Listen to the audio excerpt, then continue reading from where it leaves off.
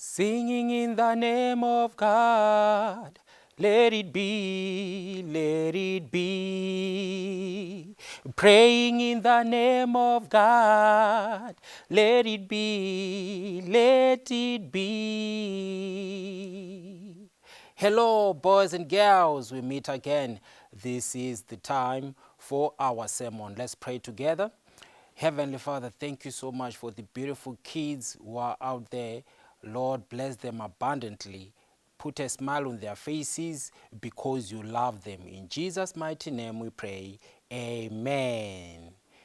Yes, boys and girls, today we shall be talking about Jacob and Esau.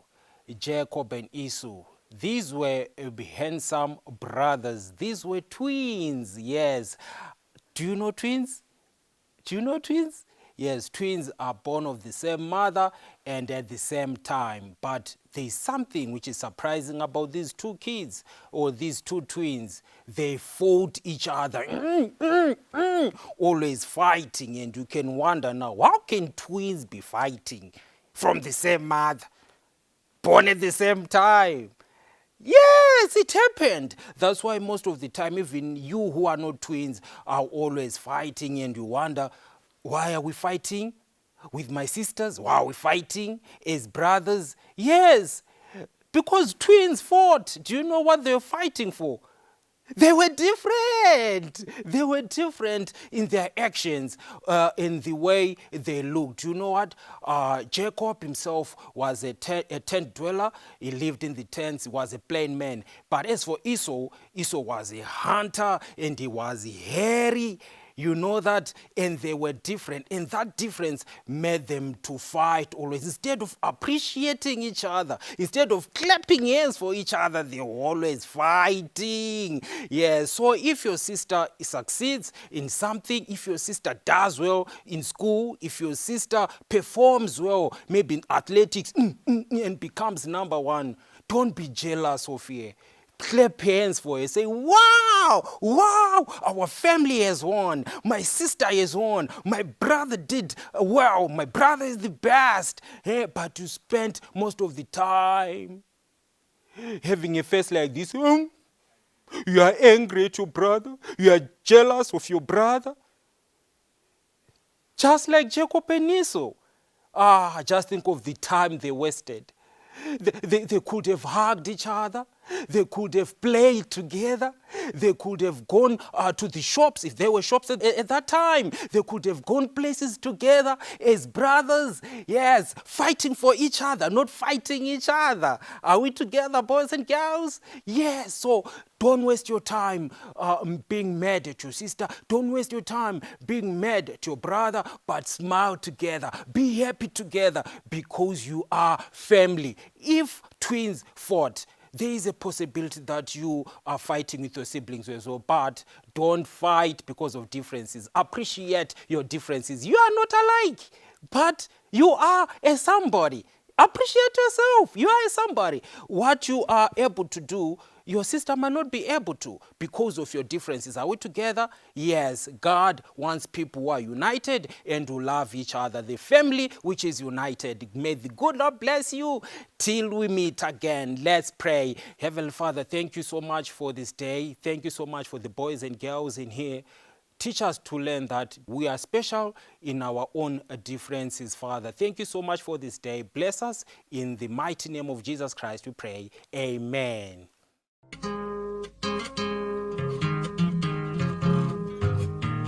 The Lord is good. He made you and I to share in His love. Hey, you and you, we are His chosen ones. The Lord is good. He made you and I to share in His love. Hey, you and you, we are His chosen ones. we are His children. We are His children.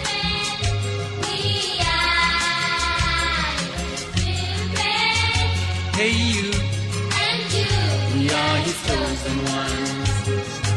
The Lord gives food to you and me to make us grow.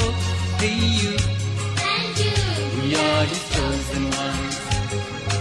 The Lord gives food to you and me to make us grow.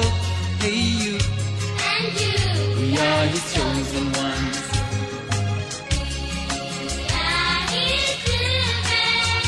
We are his children. We are his children. Hey you, And you. we are his chosen ones. The Lord is God, and he's coming again to come take us home. Hey you, And you. we are his chosen ones. The Lord is God, and he's coming again to come take us home. Hey you, And you. we are his chosen ones. We are his children. We are his children. We are his children. Hey you, And you. we are his chosen ones. We are his children. We are his children. We are his children. Hey you, And you. We are his chosen ones. hey you, And you. we are his chosen ones. Hey you, And you. we are his chosen ones. Hey you, And you. we are his chosen ones. Hey you, And you. we are his chosen ones. Hey you, And you. we are his chosen ones.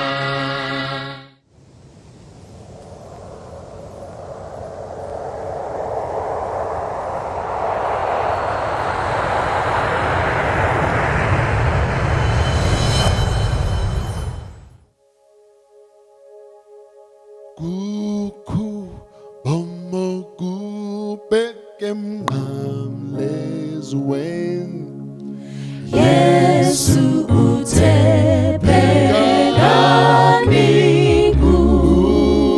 luthuthuphu kebibomhlaba diboningebo emnqamlezweni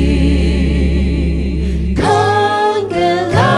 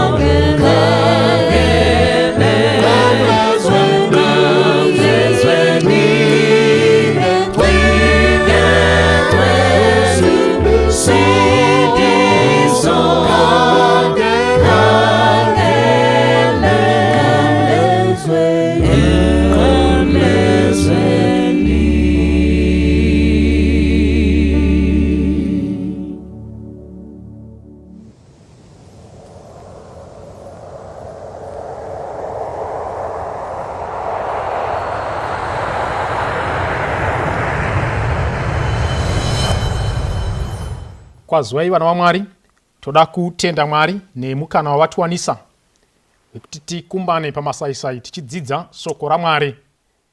Mukati mezuva ranhasi tichadzidza nyaya inokosha ine musoro unotiwo Hazvidi Mhomho. Ngatidzore uso hwedu tinamate. Baba wedu ari kudenga, tinokudanai mukati menguva dzino, tichikutendai nekutitendera sevana venyu kuti tidzidze shoko renyu. Chivewo pakati pedu pakuzarugwa kweri shoko, mutipe kuhwisisa nekutenda nekurarama zvinoreva shoko renyu. Ndokumbira kwedu tichipota nezita raJesu nogara nekusingaperi. Amen. Amen. Now tichaverenga kubhuku ra 2 Samuel chapter 24 pavhesi ya2. Yes. Inotiyo, ipapo mambo akati kuna Joabhi, mukuru wehondo waakanga anaye, enda zvino upote nemarudzi ose aIsraeri, kubva paDhani kusvikira paBheerishebha, uverenge vanhu ndizive kuwanda kwavo. Now sekureva kuri kuita shoko, pakapiwa mambo akatema kuti vanhu vaverengwe. Chaida kuzikanwa namambo uwandu kana kuti nhamba yemasoja akanga anawo panguva iyo. Mukada kucherechedza kana tichiita zvinhu zvedu sevanhu, tinotenda nekunzwisisa nekufunga kuti kana zvikaitwa nevanhu vazhinji zvinhu izvozvo zvinenge zvakarurama. Mukacherechedza zvinhu zvose zvinoitika pasi pezuva, chekutanga chinoda kuzikanwa nevanhu ndechekuti kwanga kune vanhu vangani. Kana uri muchato zvikanzi kwanga kune vanhu more than 500, vanhu vanoti muchato wakabudirira. Asi vakanzwa kuti kwanga kune vanhu 10 kumuchato, vanoti hapana zvakaitwa. Even kana pakafiwa, vanhu vanoda kuziva kuti vanhu vaungana vangani. Kana vanhu vakauya neuzhinji hwavo, mabhazi akamira mukiwa achinzi ari kuenda kunhamo, vanhu vanoti zvedu yanga iri nhamo. Vanhu vanofunga kuti zvinoda mhomho. Saka nepfungwa imwe chete iyoyo, kana vanhu vakubva kuzvinhu zvavo, vakubva kunhamo dzavo kwavanga vari vazhinji, vachibva kumuchato kwavanga vakazara, vachibva kumitambo yebhora kwavanga vari vazhinji, vakuuya kuchechi, vanofunga kuti the same principle ndo inoapply pazvinhu zvaMwari. But shoko redu mukati mezuva ranhasi riri kuti aiwaka zvaMwari Hazvidi Mhomho uye ufambe nenyaya. Tiri kusangana naDavid ari musituation yechidikwa-dikwa chekuda kuverenga nekutsvaka nhamba yevanhu vakanga vari mukati meIsraeri. Toda kumbodzoka kumashure kuti why David ari musituation yaari kufunga kuti ari. Ukaverenga munyori wekwedu anonyora bhuku ronzi Patriarchs and Prophets, page 728, top paragraph, anoti, when parents and rulers neglect the duty of punishing iniquity, God himself will take the case in his own hand. His restraining power will be in a measure be removed from the agencies of evil, so that a train of circumstances will arise which will punish sin for sin. Mukadzi ari kutiye panapa Ellen White ari kubudisa pfungwa inokosha kwatiri achitiye Mwari wakapa vabereki zvipo zvevanhu, and God akavaita the representative mukati memhuri. Saka ari kuti kana vabereki, even the rulers of nations, kana vakashaiwa mukana nenguva yekutsiura zvivi zviri mukati memhuri, Mwari himself will take the case in his own hand. Mwari vanopersonalize mhuri yemunhu uyo ari kushaiwa mukana wekutsiura mhuri yake. Na ndoda kuti udzidze panyaya yaDavid. Panguva yaAbsalom akanga atadzira Mwari auraya Amnon. Amnon akanga aita mhosva yei, akanga aita sexual abuse kuna Tama. Saka panguva yaAbsalom akavhunduka akarwadzirwa pamusoro pehanzvadzi yake, up to an extent yekuuraya Amnon. Saka mumba makanga mazara uipi, makanga muine an abuser who was Amnon, and there was a murderer who was Absalom. Saka mukati memba makanga mashata, asi David nemhaka yekuti akanga amboita upombwe nemukadzi waUria, simba racho rekutsiura mwana weAmnon akanga arishaiwa. Saka akangonyarara nokuti hakuna mhombwe inogona kutsiura imwe mhombwe, hakuna mbavha kana matsotsa anogerara. Saka panguva iyi akashaiwa simba rekugona kutsiura vana vake vakanga vatadza. Saka nekuramba nekushaya kutsiura mhuri yake kwakadaro, hadzi Mwari vakatora kesi yacho ndobva vaipersonalize to an extent yekuti the sin of Amnon was punished by the sin of Absalom. The sin of sexual abuse yaAmnon yakatsiviwa with the sin of murder yakaitwa naAbsalom. Rega ndichimbidzei kukuudzai vana vaMwari, kana ukashaya nguva nemukana wekutonga mhuri yako, Mwari vanotora personal, vanotora ishu yacho vobva vaipersonalize. Mwari vachitarisa dzimhuri, vakaisa vanhurume, vakaisa maparents, vakaisa vanamai kuti vatonge mhuri idzodzo. But when they neglect, Mwari vanotora nyaya voita yavo. Kurumidza, chimbidzika, nekuti kana Mwari akujaja zvinhu zvacho hazvipere zvakanaka. Pandiri kucherekedza mhuri, pandiri kucherekedza manations nevanhu vanotungamira vachisiya zvakaipa zvichiitika. When God has placed power on them, achiti ndinobvisa nekuisa madzimambo, Mwari akavaisa for a purpose. Mwari akatipa zvigaro muchechi for a purpose. Asi kana tikamira tichisiya zvizvi zvichiitwa mukati mesangano, Mwari vachazvitora and you personalize the matter. God cannot continue to see zita rake richizvidzwa mukati menyika. Saka hanzi zvaitika kudaro, David andobva anyarara. Mwari ndobva ati David chimbosimuka ndibokutongera inini, ndindakakupa simba. Mwari ndobva vataura vakati Amnon achaura naAbsalom, Absalom achafawo pamberi. Iwewe David, nemhaka yezvawaita izvi, you shall be a fugitive. Mwanakomana wako mumwe chete iyeye Absalom ndiye achatora madzimai ose awinawo, achavata nawo pamusoro peIsraeri yose ichiona. Iwo akazviita pakavanda, but iye achazviita pajekerere.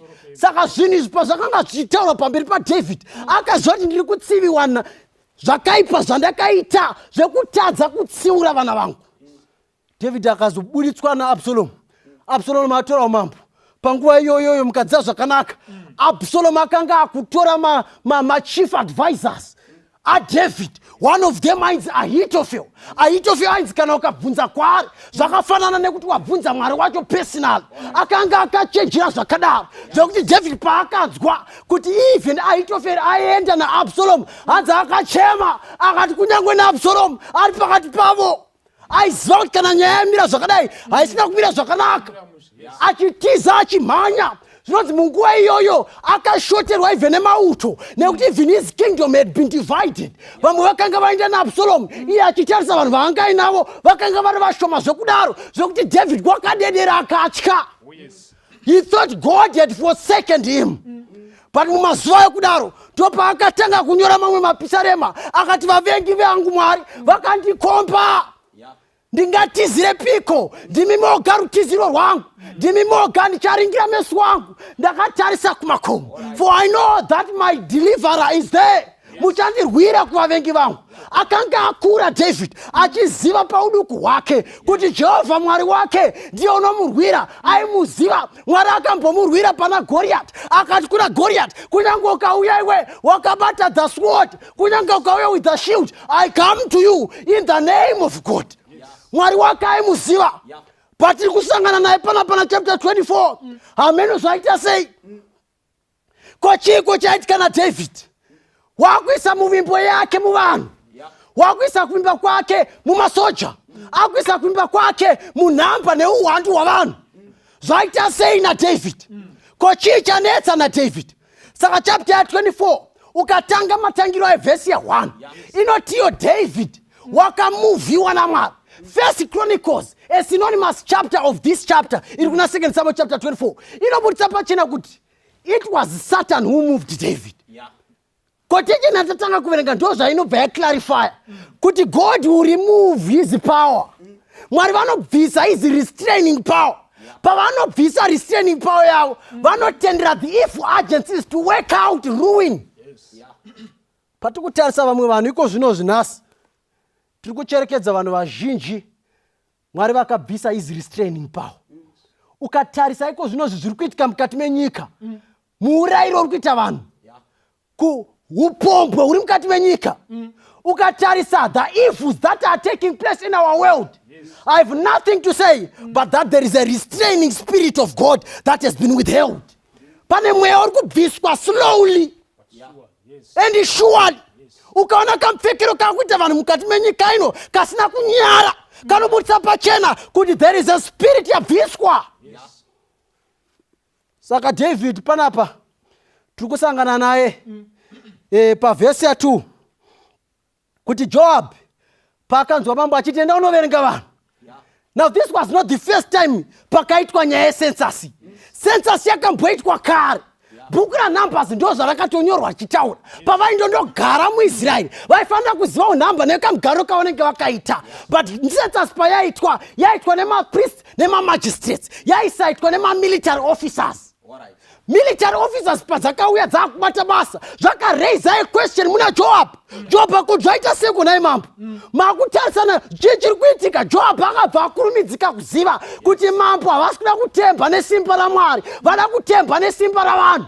Vanofunga kuti Mhomho ndo ichaita deliver, vanofunga kuti kuwanda kwevanhu sezvinodiwawo nemamwe madzimambo enyika dziri kure ndo zvinofanira kuva Israel, whereas Israel was a special treasure yaMwari. Yakanga iri Israel yakada yamwana Mwari. It was to be an example to those hidden nations. Saka Joab akazara mukati make akashungurudzika nerequest yamambo. Unoziva Joab anga asiri so holy than David. David anga akati swedere pamberi paMwari. Unoziva kune zvimwe zvinhu zvaunoita zvokuti avo vari kure naMwari vanotokubvunza zvinoitwawo here namasabata izvi, kwezvinoitwawo nemaeredha here izvi, kwezvinoitwa nemafundisi here izvi, ko vavhangeri navaparidzi vanodaiwo futi here. Unoziva kune vamwe vanhu vari kure naMwari zvokuti vakakuona vanoziva pachena kuti even vaMwari havadai. Akatobvunza Joab akati ko zvaita seiko nai mambo? But kunyange zvakadaro David akasindimara mwoyo wake akati still we shall go. Zvikanzi shoko ramambo rikabva ratokunda raJoab rikawira pasi. Akaramba achiita nharo akati sundidzira chete enta. Akazama kutsiurwa naMwari through Joab, but wakaramba. Mwari ndo zvaakazorovera David pamberi. Inzwai vana vaMwari, Mwari haatitongi nemhaka yekuti takaita zvakaipa. Mwari haatitongi nemhaka yekuti tiri vatadzi. Mwari unotitonga nemhaka yekuti paakataura zvokwadi yake takaramba takasindimara pakuita zvatakarurama. Ndosaka munyori achinyora Patriarchs and Prophets page 55 paragraph 1 anoti in the judgment men will not be condemned because they conscientiously believed a lie, but because they did not believe the truth. They neglected the opportunity of knowing what is the truth. Mwari haasi kuzotonga vanhu nemhaka yekuti mhombwe, nemhaka yekuti vakaipa vakasindimana mwoyo. No, Mwari ari kuvatongera kuti pamakaziva kuti ichi ndo chokwadi muchifamba munhema makarambireko kuramba, makarambirei muchingofamba mune zvakaipa. For that reason, condemnation is coming towards this world. Saka Mwari vakaona kuti Joab azama, but still haana kunzwikwa. Saka anobva abuda naJoab bva vaenda vachinoverenga nyika wakomana. Pavari kudzoka hanzi vanodzoka pamberi pamambo achingopedza kutaura nhamba. Hey, hanzi a certain regret yakabaya mwoyo waDavid. Muzinandeka dzanotiwo paakazvinzwa izvo akabva ataura kuna Mwari akati we have done foolishly. Handiziva zhinji patiri kubata. Are we not dealing foolishly? Uri kutanga wafunga here zvaunoda kutaura? Uri kutanga wafunga here zvaunoda kutaipa? Uri kutanga wafunga here zvauri kuda kuita? Are you not dealing foolishly? Pauri kubuda panze uchienda uchitaura nevanhu, are you not dealing foolishly? Mubvunzo unofanira kuya kwatiri. Hanzi akabva aziva David kuti ndatadzira Mwari. Mukufunga kwakadaro kunyange zvakadaro hazvina kustopa Mwari kuti vagone kupanisha chivichi. David at that very same time zvinotizvo neBhaibheri paakaona kuti ndatadza zviro kwazvo hanzi he sought to repent. Hanzi akatsvaka kuti chiregai nditendeuke, I must repent pamberi paJehovha. Ndatadzira Mwari, Mwari vanofanira kundiregera kuipa kwangu. I must confess my sin. Hanzi achangoda kutanga kuti agone kuenda pamberi paMwari to confess. Chiripo ripotyo muprofita Gadi ndobva asvika.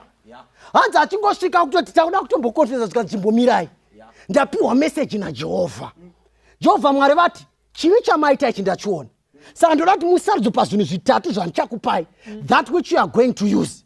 Either number 1, muchasarudza imi kuti tokurova here nedenda for the next 3 days, kana tokurovai through vavengi venyu for 3 months, kana kuti for the next 7 years pachava nenzara muIsraeri yose kusvikira mese mapera. Hanzi paakatarisa izvi David akachema akati zviri nani kurohwa naJehovha pakurohwa navavengi vangu, nekuti Jehovha Mwari kana akurova anonzwa nyasha, asi muvengi kana orova anorova asingasiyi pamangwana. Zviri nani kurohwa naMwari hanzi mangwana achisvika David akachingidzira meso ake kuti atarisire kunze kwejerusarema. Hanzi akatarisa akaona mitumbi yevanhu yakawira pasi. Hanzi akaziva kuti denda rasvika. Hanzi obva achingidzira meso kutarisa kuna Mwari akati Mwari akatadza ndini, saka vanhu vatadzei. What is with the sheep? Akatadza mufudzi. Ko Israeri yaita sei? Zvikanzi akaramba achibvunza Mwari aine kushushikana mukati make. Chikonzero chachaitika ndechekuti even David paakanga achironga tsoro dzose idzi, Israeri kunyange yakanga isina initiator yaizvida. Kuna vanhu vanoda kuita zvakaipa vakangomira kuti iwo utangi. Kuna vanhu vari kucherekedza vachiona kuti ava ndipastor, ava ndielder, uyu muparidzi, uyu ndievangelist, vari kungotsvaka chete neinitiator. Vakachingidzira meso avo kuti ukangoita upombwe chete. Rudhende ruzhinji runopomba nayo. Ukangoita zvakaipa chete, vazhinji vakuitawo. Ukangoita corrupt chete, vakuitawo. Vakachingidzira meso avo kwauri. Saka pauri kutarisa David, hanzi achichema kuna Mwari kuti ayewa atadza ndini. Chisiyana ine Israeri yaMwari atadza ndini. Zvikanzi izvo Mwari ndobva vatendedza meso aDavid kuti azaruke. Hanzi David paakavhura meso ake akabva aona mutumwa waJehovha standing between the heavens and the earth with his sword drawn from his sheath. Hanzi obva aona ngirozi yachingidzira so ruoko rwake towards Jerusalem. Hanzi David akabva aziva ipapo kuti Mwari vatsamwira Jehovha vatsamwira Israeri. Hanzi paakatarisa so aiziva stanza yengirozi kuti kana ngirozi yakubata basa inoita zviri tsara. Paakaona stanza yengirozi akaziva kuti tapera. Hanzi David pamwe chete nemaeredha echechi kwakuwira pasi kwakutanga kuchema. Unoziva rimwe basa raeredha kubatsira mufundisi kuchema. My elders, they were there and they helped the king to cry. Mufundisi paari busy kuchema towards the evils of the church. Eredha wacho ndiye anenge atori pamperi kuita zvakaipa zvacho. Mufundisi paari kuchemera upombwe hwatekeshera muchechi, pane mumwe eredha ndiye atori patop kuita zvakaipa izvozvo. Mwari ari kuti you are supposed to be there kubatsirana napastor waMwari kuchema. Saka hanzi vakaona David achichema ndobva vatanga kuchema. Hanzi Jehovha paakatarisa David nemaeredhas akabva ati kungirozi yake, stay in thine hand. Do not hate them no more. Mwari anonzwa tsitsi vana vaMwari. I know kune mumwe munhu anogona kunge akatadzira Mwari ko zvinozvo. Ari kufunga kuti he is under the wrath of God. I don't know what you think it is, but whatever it is, Mwari une nyasha. Mwari paanenge akatarisa upenyu hwako anozviziva kuti kune zvakawanda zvauri kusangana nazvo. But God is merciful towards us. He is slow to anger. Mwari vanonzwa tsitsi. Ndiri kutaura nemunhu ari pakupumuka iko zvino wakatadzira Mwari. Mwari vane nyasha newe. Kune vamwe vanhu vakabata zvirizvo, kune vamwe vanhu vakaenda kumasvikiro, kune vamwe vanhu vakabata zvirizvo, kune vamwe vanhu vakaenda kudzin'anga, vakarombesa mhuri dzavo, vakazvirombesa kune zvakaipa. Zvinhu zvavainazvo vanozviziva, vakazviwana nezvinhu zvakaipa. But kunyange zvakadaro, Jehovha Mwari wedu une nyasha. Kune zvinhu zvawakona muupenyu hwenyu semhuri kuti zvinhu zvacho zvina kumira zvakanaka, zvakakonzereswa nemabasa akaipa atakaita. Kunyange zvakadaro, God can order to stay the hand of trouble. God can still order. Saka Mwari paari kutarisa, hanzi akaona muranda wake akarukutika pasi akati, David, you cannot compare my power to 1,000,000 men. Haugoni kukompea simba rangu kuvanhu vakawanda zvakadaro. My power is more than 1,000,000 men. Mwari simba rake haariwane kumhomho yavanhu. Mwari simba rake haariwane kuhukukutu hwavanhu. Hazvitsvaki mhomho kuti basa raMwari riende. Zvinotsvaka the spirit and the power of God. Ndo zvinhu zviri kudiwa mukati mesangano. And as we draw closer to the end of time, Mwari haasi kuzotsvaka vazhinji, ari kutsvaka varume vakakwenenzverwa nemweya waMwari. Paari kuzodurira mweya wake, ari kudurira badzi pane vanhu vakafa pachindini, vakafa pakuzvikudza, vakafa pakusarura makosi. Mwari ari kutarisa vanhu vakakwenenzverwa nemweya wake mutsvene, and then he's going to pour out in abundance his spirit upon them. Mukadzi achinyora volume 5 of the testimonies, anobudisa pfungwa inokosha page 80. Anoti, in the last solemn work, few great men will be engaged. Others, because they were independent and self-sufficient, God could not use them. mumazuva okupedzisira, a few great men are going to engage their money in the work of God. A few great men are going to engage their commitment in the work of God. A few great men are going to feel their need of God to be used for his service. Nekuda kwaizvozvo, God cannot use such men. Mwari achavabvisa panzvimbo, and he will take only humble servants kuti vabate basa rake. Upenderesha mwa. David pamwe chete nemhuri yaIsraeri havana kudonha vasingazive manhamba evanhu. Vakadonha manhamba evanhu vachimaziva. Vakadonha vachiziva varume vaigona kurova munondo. Vakawa vachiziva varume veumhare. Vakawa vachiziva vanorova noruboshwe. Vakawa vachiziva vanorova norudyi. Komodonha sei imi manhamba evanhu vanogona hondo mava kumaziva. Mwari vari kuisa pachena kuti numbers are not evidence of success. If numbers were evidence of success, the devil would claim much. Wakanga here naidhavhidha kuti pawakanosangana naGoriath wakaenda wakabata gavi nedombo. Wakanga here naidhavhidha panguva yaSauro paanogwa nemaFiristia. Chapter 14 yaSamueri wokutanga, Jonathani nemuranda wake vanobuda vari vaviri. Jonathani akapiwa kukunda naMwari. Wakanganwa here naDhavhidhi kuti manhamba ndo akanetsa Israeri ichibva kuIjipti ichienda kuKenani.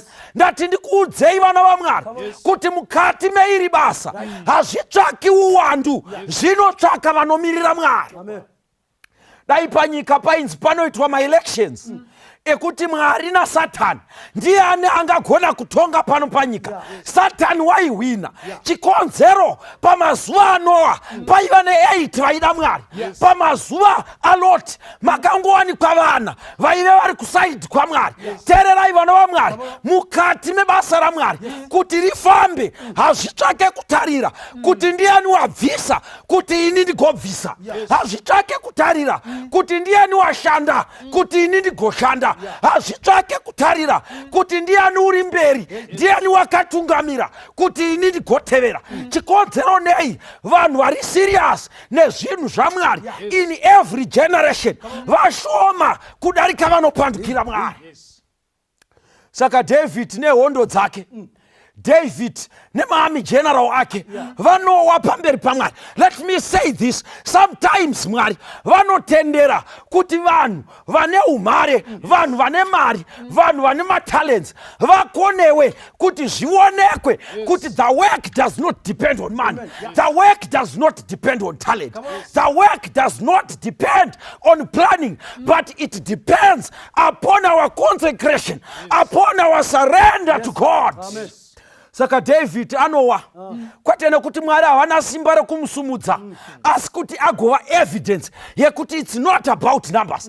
It's not about mari yataisa pabasa raMwari. It's not about vanhu vataunganidza kubasa raMwari, but it is about moyo yevanhu vaenda mukati mebasa rake.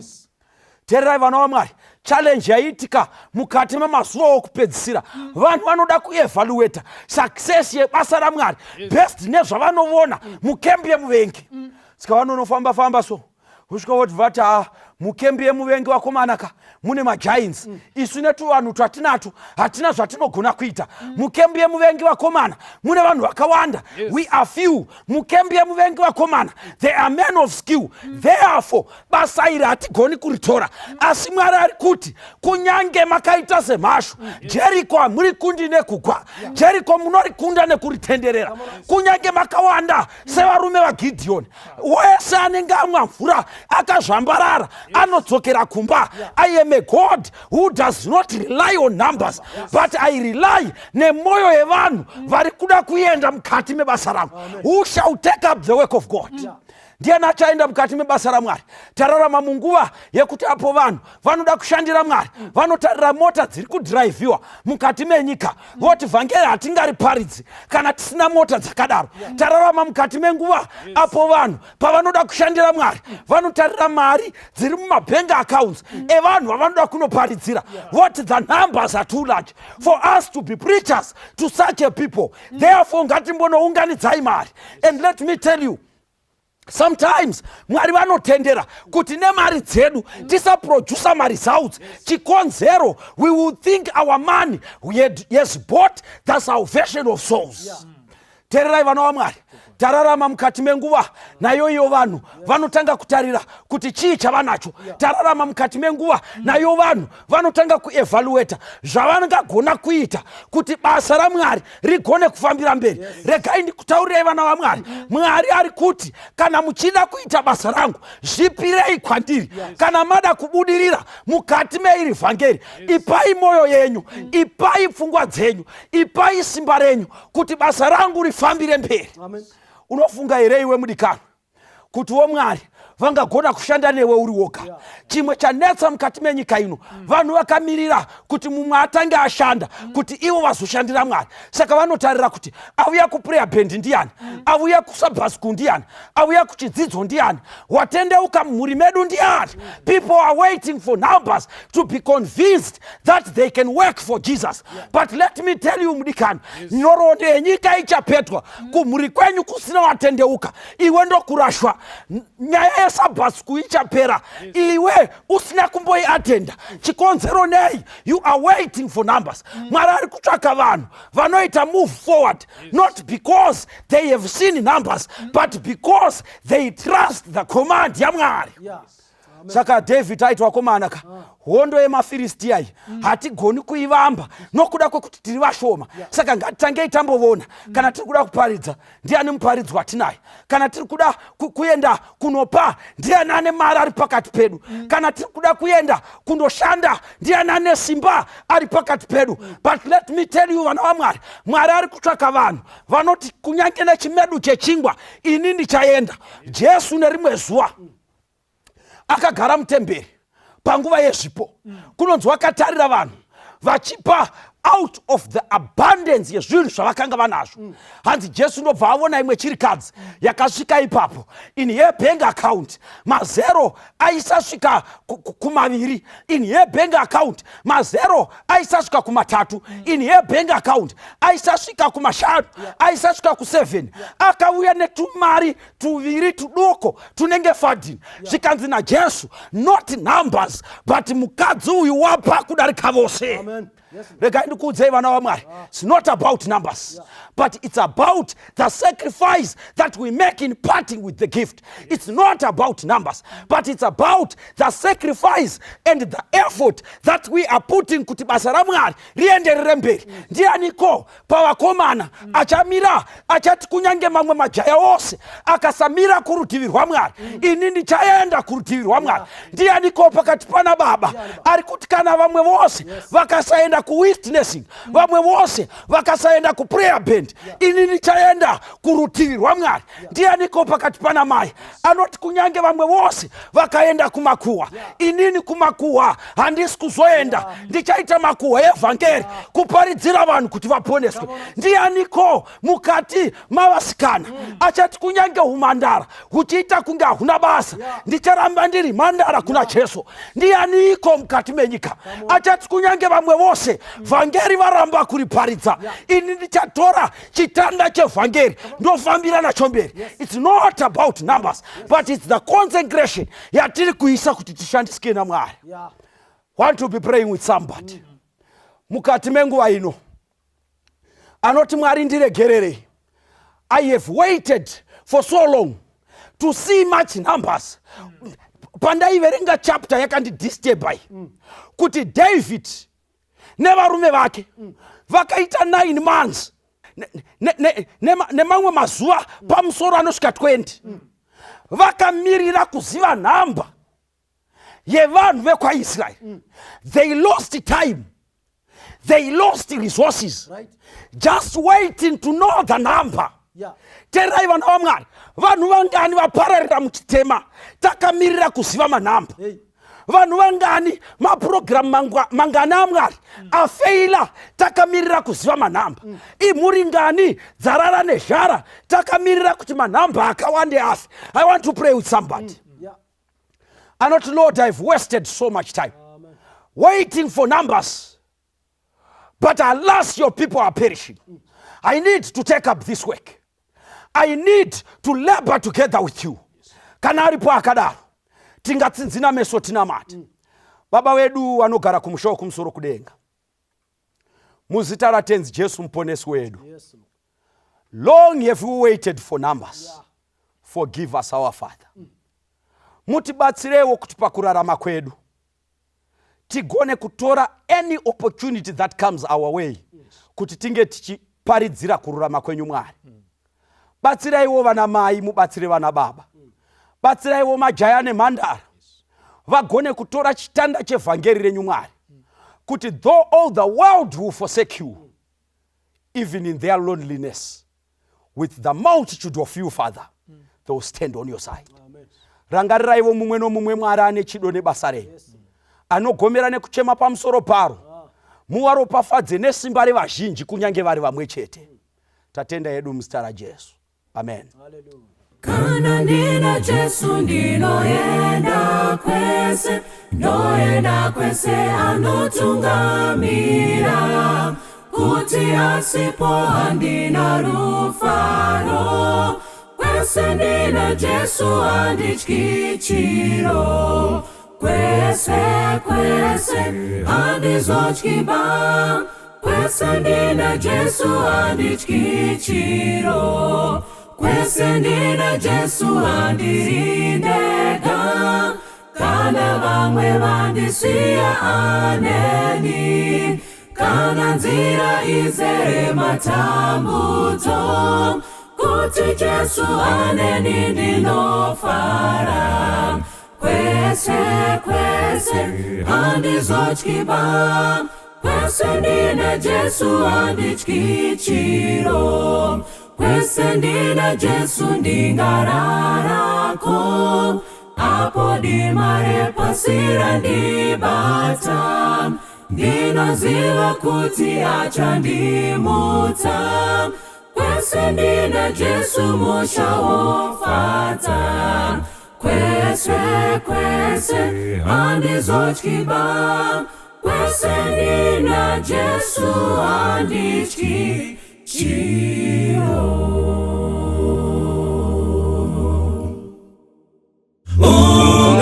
Ungatore akapasi nerufaro raro rwese, asindire angu Jesu anogara narini. Tsitsi dzake dzakadzama nerudo rorukuru, rununu rwakakomba chidzidzo cheupenyu. Ungatore ako pasi undipe angu Jesu, anondinyaradza mweya naye ndinozoimba. Tsitsi dzake dzakadzama nerudo rorukuru, rununu rwakakomba chidzidzo cheupenyu. Ungatore ako pasi undipe angu Jesu, ndione kufara kwake kondifadza munzira.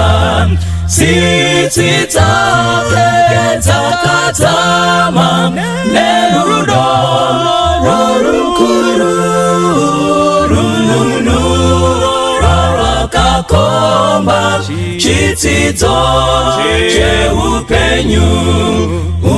Ungatore ako pasi undipe angu Jesu, ndinosimbira mchinjiko, dakara ndimuone.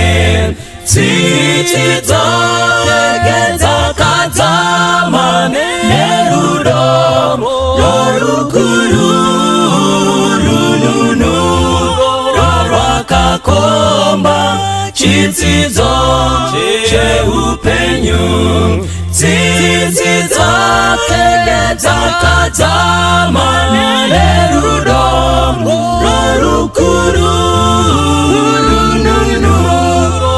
rwakakomba chidzidzo cheupenyu rununu rwakakomba chidzidzo cheupenyu rununu rwakakomba chidzidzo cheupenyu rununu rwakakomba chidzidzo cheupenyu.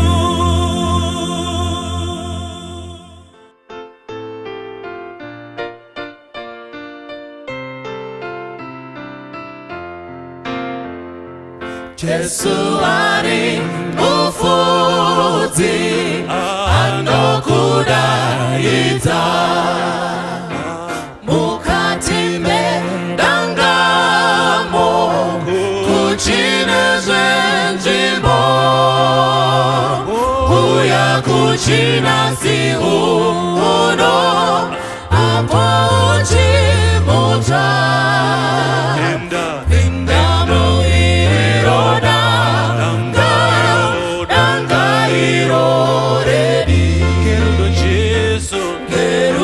Jesu anodaidza fambizve uya zvino ari kundiregerera ini Jesu mufudzi wangu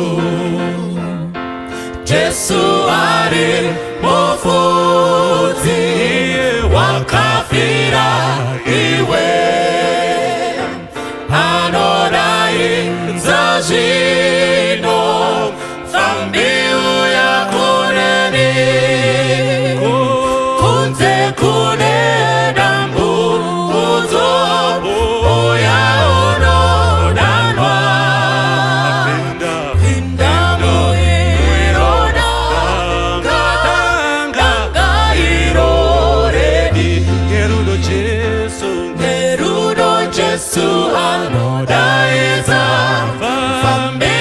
fambizve uya zvino ari kundiregerera ini Jesu mufudzi wangu pinda usanonoke kunze kune mubi dzinozokukuwadza dzakapanduka kwazvo Jesu ari mufudzi anokudaidza pinda muiroda ganga iro redi gerudo Jesu anodaidza fambizve uya zvino ari kundiregerera ini Jesu mufudzi wangu gerudo Jesu anodaidza fambizve uya zvino ari kundiregerera ini Jesu mufudzi wangu ari kundiregerera ini Jesu mufudzi wangu.